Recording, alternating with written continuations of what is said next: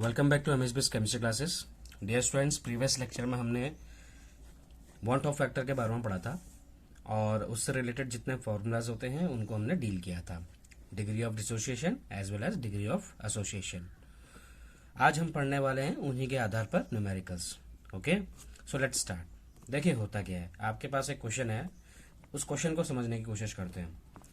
0.1 mole of sugar was dissolve in 1 kg of water.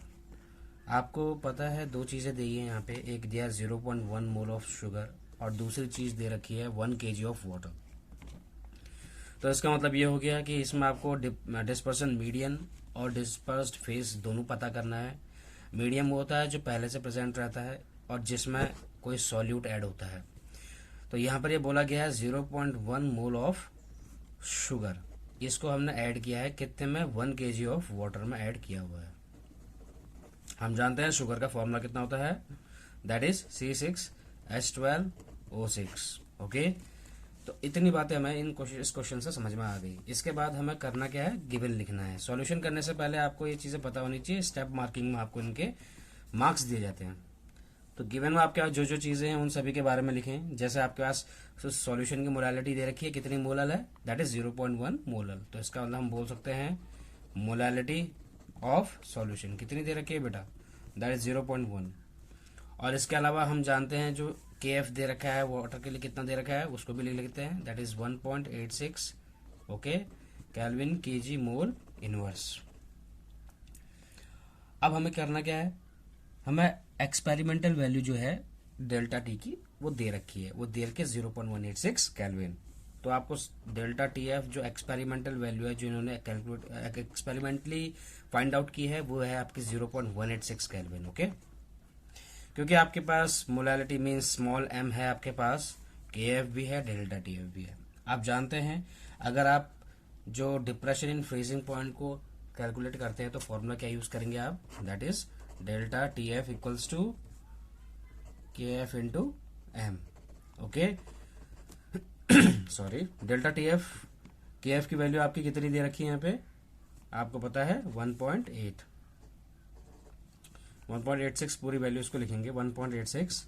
और इसके अलावा आपको 0.1 इसकी मोलालिटी दे रखी है, आप जानते हैं सॉल्यूशन की। तो ये कितने आ जाएगी वैल्यू, डेल्टा TF की वैल्यू आ जाएगी आपकी 0.186 केल्विन। ओके, तो इतनी बातें आपको समझ में आ चुकी है। डेल्टा TF आपने ये जो निकाली है वैल्यू अभी, ये कैलकुलेटेड वैल्यू है और ये वैल्यू आपकी एक एक्सपेरिमेंटेड वैल्यू थी। आप जानते हैं इसमें आपको कॉलिगेटिव प्रॉपर्टी का फॉर्मूला क्या होता है, I इक्वल्स टू क्या होती है, जो भी वैल्यू आपकी डेल्टा T की निकली है मीन्स एक्सपेरिमेंटल वैल्यू जो आपकी है अपॉन कैलकुलेटेड वैल्यू।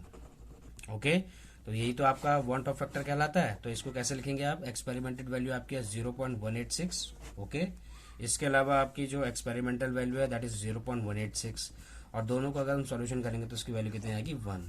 तो हमें इससे ही पता चला कि I की जो वैल्यू है वो किसके बराबर आ गई, 1 के बराबर आ गई है।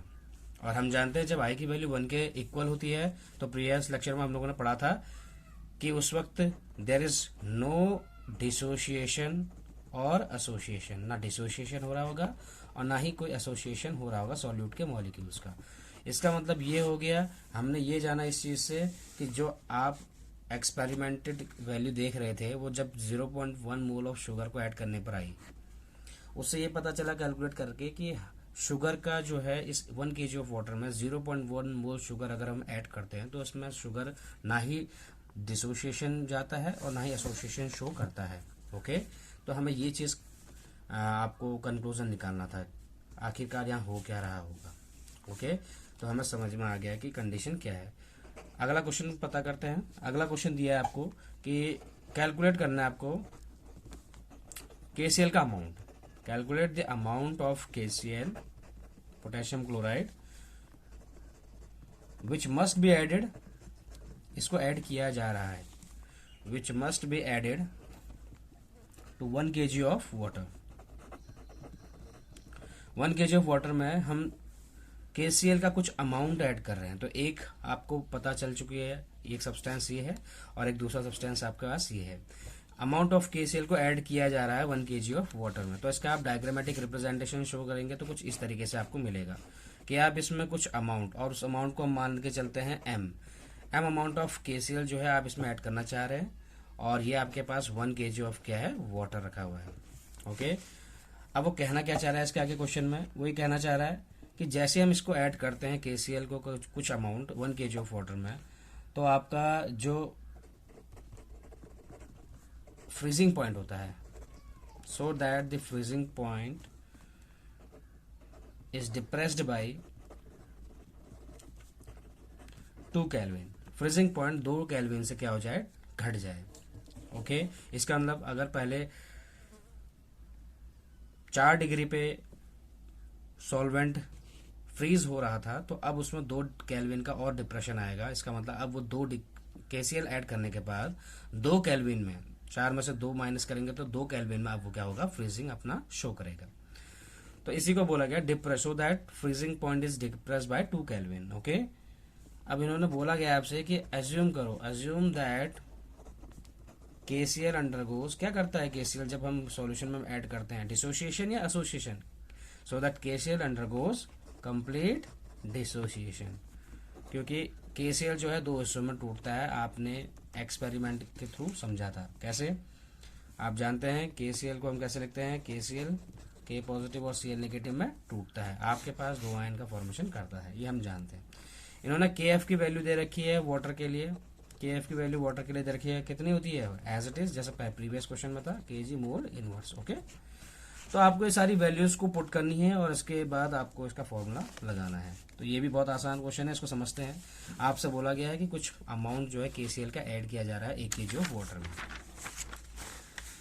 अगर 1 kg ऑफ वाटर में कोई चीज अमाउंट ऐड नहीं की जाती तो उसका फ्रीजिंग पॉइंट जो है नॉर्मल से 2 केल्विन डाउन हो जाएगा अगर उसमें KCl ऐड करेंगे। ओके, तो आपसे बोला गया कि बताइए ये जो अमाउंट आप KCl का डाल रहे हैं, and that amount is m, ये m कितना होगा, आपको ये पूछा गया है। इसके अलावा बोला कि ये 1 kg ऑफ वाटर है। तो आपको सॉल्यूशन करने से पहले क्या क्या पता होना चाहिए, गिवन, तो आप गिवन जरूर लिखेंगे इसमें। ओके, तो गिवन लिखने के लिए आपको पता होना चाहिए कि KCl 2 हिस्सों में टूटता है, KCl K पॉजिटिव और Cl नेगेटिव में टूटता है। हम जानते हैं 1 मोल KCl क्या करता है, 2 मोल ऑफ पार्टिकल का फॉर्मेशन करता है, 2 मोल ऑफ पार्टिकल का फॉर्मेशन कर रहा है यहाँ पे। ओके, तो हम जाहिर सी बात हम कह सकते हैं कि यहाँ पे I की जो वैल्यू होगी वो कितनी हो जाएगी, 2 हो जाएगी। कितनी हो जाएगी, I की वैल्यू 2 हो जाएगी। ऐसा क्यों, क्योंकि KCl जो होता है वो आपका AB टाइप का एलिमेंट है, और जिसमें M की वैल्यू जिसकी आ जाएगी 2, और हम जानते हैं इसकी वैल्यू कैसे लिखी जाती है, दैट इज I की वैल्यू कैसे आती है, पिछले लेक्चर में हम लोगों ने बताया था आपको। I की वैल्यू कितनी होती है, अगर हम कभी भी AB टाइप का एलिमेंट लेते हैं तो अल्फा की वैल्यू होती है I-1, और I की वैल्यू यहाँ कितनी हो जाएगी, 2 -1, अल्फा की वैल्यू 1 हो जाएगी। ये हम जानते हैं अगर हमारे पास AB टाइप का कोई एलिमेंट होता है। ओके, लेकिन हमें यहाँ पे क्या पता करना है, अभी I की वैल्यू हमें पता चल चुकी है 2 है, क्योंकि इसमें 2 पार्टिकल्स का फॉर्मेशन हुआ है। ओके, देन उसके बाद क्या होगा, डेल्टा TF की वैल्यू आपको दी गई है, दैट इज कितना, डेल्टा TF दिया हुआ है 2 केल्विन, और KF वाटर के लिए आपको दिया है 1.86 kg मोल इनवर्स। ओके, आपके पास डेल्टा TF की वैल्यू आ गई, KF की वैल्यू आ चुकी है, इसके अलावा I की वैल्यू आपको पता चल चुकी है, 2 आ गई। ओके, तो आप क्या फॉर्मूला लगा सकते हैं इसमें, कौन सा वाला फॉर्मूला लगेगा बेटा इसमें, that is delta TF equals to I KF into M। I क्यों, क्योंकि यहाँ पर वॉन्ट ऑफ फैक्टर का यूज हुआ है। तो डेल्टा, तो हमें यहाँ पे निकालना क्या है, M की वैल्यू निकालनी है। मोलालिटी, इस सॉल्यूशन की मोलालिटी क्या होगी, ये सॉल्यूशन है, इसमें कुछ मोल्स ऑफ X ऐड किया है हमने, या KCl ऐड किया हुआ है X मोल, तो ये मोलालिटी हमें निकालनी पड़ेगी, मोलालिटी यही रहेगी। तो इसका मतलब डेल्टा TF नीचे I इंटू KF हो जाएगा। तो ये कैसे निकल के आ जाएगा, डेल्टा TF की वैल्यू आपकी 2 है, अपन I की वैल्यू 2 आ जाएगी, 2 से 2 कैंसिल आउट, KF की वैल्यू 1.86। ओके, तो ये वैल्यू पूरी कैलकुलेट करके 0.54 मोल KG इनवर्स आपकी निकल के आ जाएगी। जब इतनी वैल्यू निकल के आ गई है तो क्वेश्चन में क्या पूछा गया था, क्वेश्चन में पूछा गया था कि एज्यूम करो KCl पूरा कंप्लीट डिसोसिएशन हो रहा है, तो आप बताइए कि अमाउंट ऑफ KCl कितना ऐड करेंगे हम उसमें। अभी तो हमने इसकी सिर्फ मोलालिटी निकाली है। मोलालिटी का निकालने का मतलब क्या है कि हमने इस सॉल्यूशन बनाया है कितना अमाउंट ऑफ KCl ऐड करके, तो उससे जो सॉल्यूशन बनाया वो कितने मोलल सॉल्यूशन का बनाया है, हमने अभी वो निकाला है। हमने ये नहीं पता किया कि कितना ग्राम जो है आपका KCl इसमें डाला जाएगा। तो हमें उसका वेट निकालने के लिए क्या करना पड़ेगा, हम जानते हैं कि 0.54 कितना अमाउंट 0.54 जो हमने अभी यहाँ पे निकाला है, ये क्या चीज़ है, मोलालिटी है सॉल्यूशन की। तो 0.54 मोल ऑफ KCl, इसको हमें कितने में ऐड करना चाहिए, added to 1 kg of water. इसका मतलब ही ये हुआ कि इतना मोल जो है हम इसमें ऐड कर रहे हैं वो 1 kg ऑफ वाटर में। तो हम जानते हैं KCl का मोलर मास कितना होता है, आप निकाल सकते हैं मोलर मास ऑफ KCl।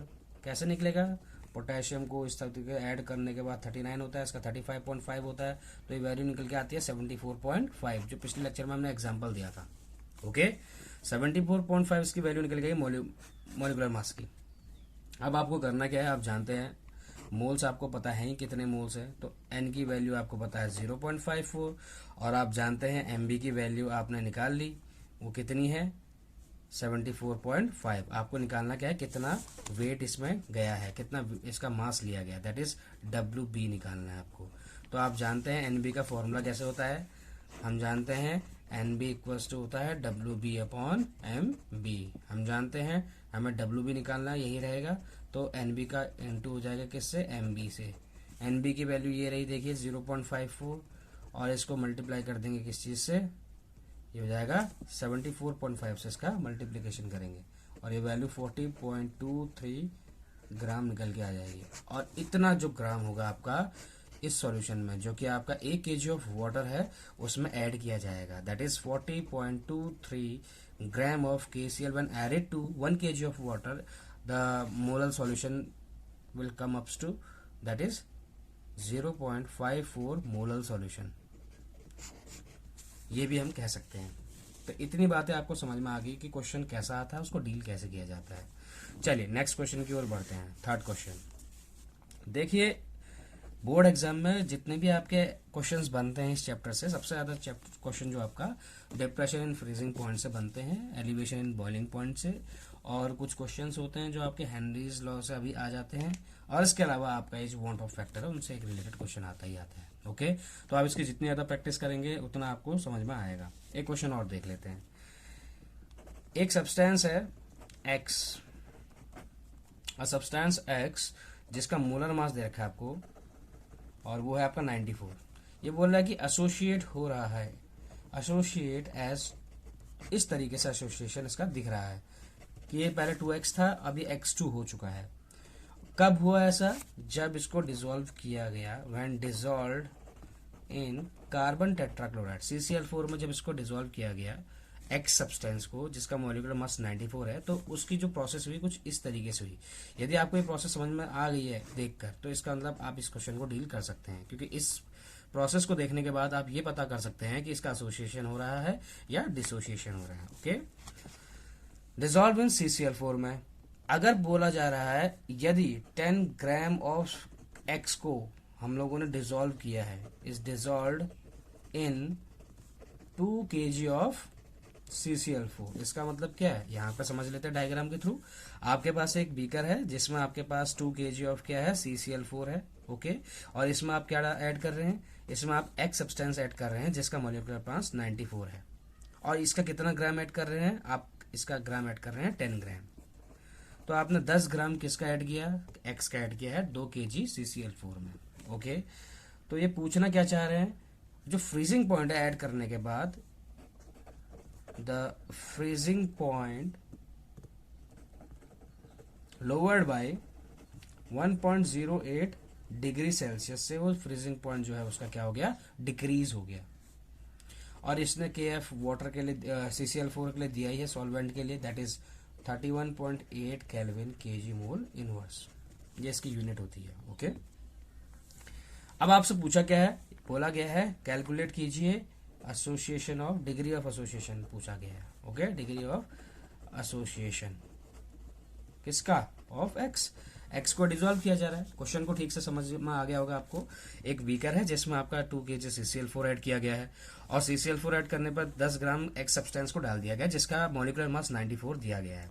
आपको उसमें फाइंड आउट क्या करना है, फाइंड आउट करना है कि यदि इसको ऐड करने पर 1.08 डिग्री सेल्सियस से इसका फ्रीजिंग पॉइंट डिप्रेस्ड हो जाता है, तो आप इसका डिग्री ऑफ एसोसिएशन पता कीजिए। अब यहाँ पर क्वेश्चन में पहले ही आपको बता दिया गया है कि यहाँ पे एसोसिएशन हो रहा है मॉलिक्यूल का। मॉलिक्यूल का एसोसिएशन जब होता है तो आप जानते हैं कि किस तरीके से हम मॉलिक्यूलर मास को निकालेंगे। ओके, क्योंकि हम जानते हैं यहाँ पे किस किस की वैल्यू दी है, पहले सबसे पहले वही चीज लिखी जाएगी। जैसे KF की वैल्यू दे रखी है आपको CCl4 के लिए कितनी है, दैट इज 31.8। आपको WB दे रखा है, वेट कितना ऐड किया जा रहा है, 10 ग्राम ऐड किया जा रहा है। ओके, तो यहाँ पे आ जाएगा 10। इसके अलावा आप जानते हैं डेल्टा TF की वैल्यू कितनी दे रखी है। डेल्टा TF आपका कितने से हो जाएगा, फ्रीजिंग पॉइंट लोअर बाय 1.08, कितना है 1.08। इसके अलावा आपके पास एक वैल्यू और है WA की, कितना केजी ऐड किया गया है, 2 केजी। क्या 2 केजी को 2000 ग्राम लिख सकते हैं, ये 10 ग्राम था तो ये 2000 ग्राम हो गया। ओके, केजी को कन्वर्ट में कर दिया, केजी को ग्राम में कन्वर्ट कर दिया है। ओके, अब हमें निकालना क्या है, इस क्वेश्चन के आधार पर MB की वैल्यू हमें पता करना है। तो हम जानते हैं कैलकुलेट करने के बाद जो ऑब्जर्व मॉलिक्यूलर मास आएगा, अब हम ये MO निकालना है। ठीक है, तो MO निकालने का मतलब observe molecular mass of solute, वही चीज हमें निकालनी है। अभी हम पहले फाइंड आउट कर रहे हैं। तो ये कैसे निकलेगा, इसको निकालने के लिए हमें पता है कैसे, यहीं पे देख लेते हैं हम। तो हम जानते हैं ये निकालने का जो तरीका है, MB इक्वल्स टू फॉर्मूला क्या हो जाएगा इसका, KF into WB into 1000 upon में क्या आ जाएगा, डेल्टा TF इंटू WA। आप सभी की वैल्यूज को इसमें पुट करेंगे। KF की वैल्यू कितनी है 31.8, देन उसके बाद 10, देन उसके बाद 1000, देन डेल्टा TF की वैल्यू आपकी दी गई है 1.08 एंड यहाँ पे है 2000। इसको कैलकुलेट करने के बाद जो वैल्यू आपकी यहाँ पे निकल के आती है दैट इज 147.2, ये इसका मॉलिक्यूलर मास निकल के आ गया। ओके, हमें इसका मॉलिक्यूलर मास समझ में आ गया कि कुछ इस तरीके का होगा। अब इसके आगे की प्रोसेस को देखते हैं।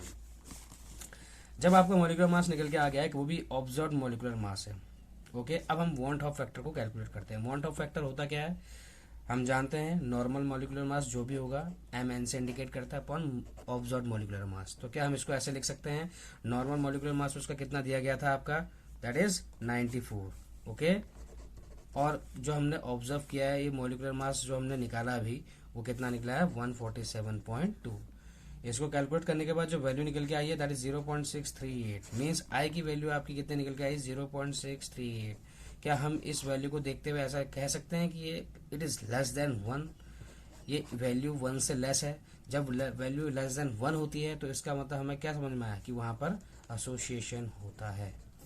एसोसिएशन के केस में क्या हो रहा है, आपका वांट ऑफ फैक्टर की वैल्यू लेस देन 1 आ रही है।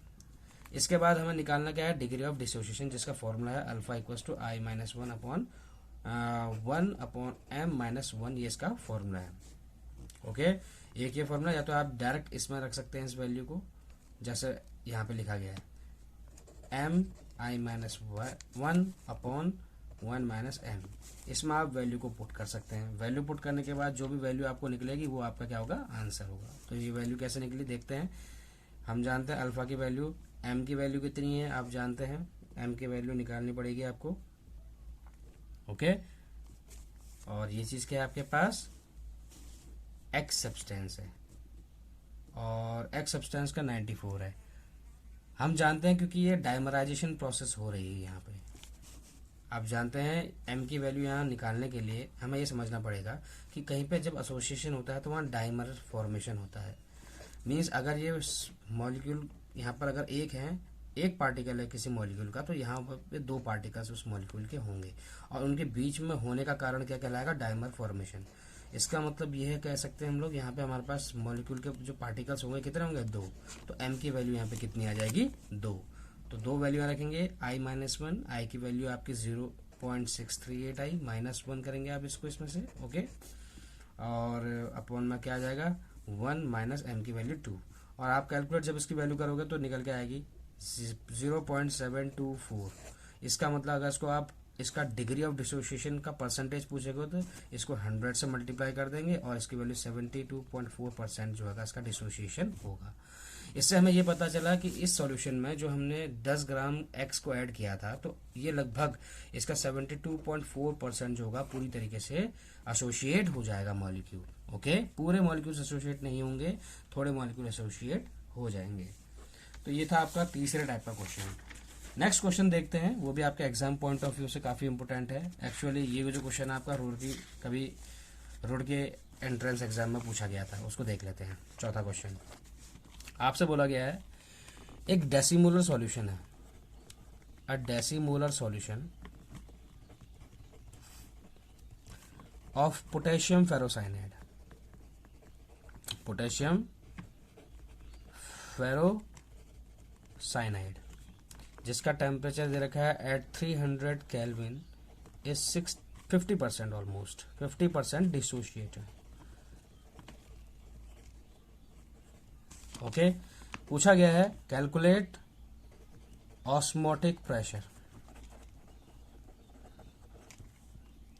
किस चीज का? सॉल्यूशन का। अब आपको समझना है क्या? पहले क्वेश्चन देखते हैं क्या है बोलना चाहते हैं। आपके पास एक डेसीमोलर सॉल्यूशन है, मींस आपके पास एक बीकर है, ओके, और उस बीकर में आपका पोटेशियम फेरोसाइनाइड ऐड किया गया है, और पोटेशियम फेरोसाइनाइड का जो फॉर्मूला होता है वो आपको आना चाहिए। पोटेशियम फेरोसाइनाइड का जो फॉर्मूला होता है वो है आपका K4, okay, FeCN6, potassium ferrocyanide इसे बोला जाता है, ओके। तो जब पोटेशियम फेरोसाइनाइड को ऐड किया गया, किस में ऐड किया गया है? इसमें बोला कि पोटेशियम फेरोसाइनाइड को कैसे सॉल्यूशन बनाया गया है। इसका मतलब ये जो भी आपका सॉल्वेंट होगा, ए मान के चलते हैं इसको, तो ये पूछ रहे हैं कि डेसीमोलर सॉल्यूशन डाला गया पोटेशियम फेरोसाइनाइड का, दैट इज 1/10, या हम इसको कन्वर्ट करने के लिए क्या कह सकते हैं, कितना, लगभग 1/10 डेसीमोलर सॉल्यूशन, चाहे इसको वैल्यू पूरा रख लो इसको ऐसे, ओके। 1/10 का मतलब डेसीमोलर सॉल्यूशन ही होता है। इसके अलावा आपसे बोला गया है कि जो आपका डिसोसिएशन हुआ है वो 50% हुआ है। इसका मतलब जैसे ही पोटेशियम फेरोसाइनाइड इसमें डाला गया, अगर इसके 100 मॉलिक्यूल्स डाले गए तो 100 में से सिर्फ 50 जो ऐसे थे जिन्होंने क्या किया, डिसोशिएट हुए, ओके। तो 50 मॉलिक्यूल ही क्या हो पाए इसमें, डिसोशिएट हो पाए, मीन्स 50%, जस्ट हाफ। इसका मतलब हम यहाँ जानते हैं सॉल्यूशन में क्या क्या है, उसको लिखने की कोशिश करते हैं। गिवन जो दिया गया है आपको, गिवन में आपके पास है कि आपका जब K4FeCN6 ये रिएक्शन करता है तो ये क्या बनाता है, ये आपका 4 पोटेशियम आयन निकालता है अलग से, FeCN6 पॉजिटिव ये अलग निकालता है, 4 निगेटिव, क्योंकि 4 पोटेशियम आयन बाहर निकलेंगे तो 4 काउंटर में निगेटिव आयन भी ये अपने पास रखेगा। आपके पास इसमें वैल्यू दे रखी है, एम की वैल्यू कितनी हो जाएगी आप जानते हैं, 4 पूरे पोटेशियम आयन हो गया और 1 पूरा आपका ये जो आपका नेगेटिव में कॉम्प्लेक्स दिख रहा है ये 1 है, तो 4 ये हो गए प्लस 1, कितना हो गया एम की वैल्यू, दैट इज 5। क्या हम बोल सकते हैं अल्फा की वैल्यू 50% डिसोशिएटेड है, 50% का मतलब just half, that is 0.5, okay. Alpha की वैल्यू हमें पता चल चुकी है, एम की वैल्यू हमें पता चल चुकी है, तो हम डिग्री ऑफ डिसोसिएशन निकाल सकते हैं। तो डिग्री ऑफ डिसोसिएशन निकालने के लिए हम जानते हैं क्या होता है formula, I-1/m-1, degree of dissociation का फॉर्मूला, ओके। तो हमें पता चल चुका है कि फॉर्मूला ये है, तो इसमें पुट कर दीजिए।